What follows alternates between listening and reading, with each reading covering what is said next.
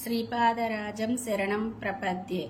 దత్తాత్రేయుల వారికి చిత్తా నక్షత్రం రోజు సిద్ధమంగళ స్తోత్రం 108 సార్లు చదివి గోధుమ రవ్వ ప్రసాదం పెడితే మీరు అనుకున్న పనులన్నీ అవుతాయి. రోజు 11 సార్లు పారాయణ చేసుకోవాలి. శ్రీమదనంత శ్రీ విభూషిత అప్పల లక్ష్మీ నరసింహరాజ జయ విజయీ భవ దిగ్విజయీ భవ శ్రీమదకండ శ్రీ విజయీ భవ శ్రీ విద్యాధర్ రాధ సురేఖ శ్రీరాఖీధర శ్రీపాద జయ విజయీ భవ దిగ్విజయీ భవ శ్రీమదకంఠ శ్రీ విజయీ భవ మాతా సుమతి వాత్సల్యామృత పరిపోషిత జయ శ్రీపాద జయ విజయీ భవ దిగ్విజయీ భవ శ్రీమదకంఠ శ్రీ విజయీ భవ సత్య ఋషీశ్వర దూతానందన బాప నారాయణత శ్రీచరణ జయ విజయీ భవ దిగ్విజయీ భవ శ్రీమదకంఠ శ్రీ విజయీ భవ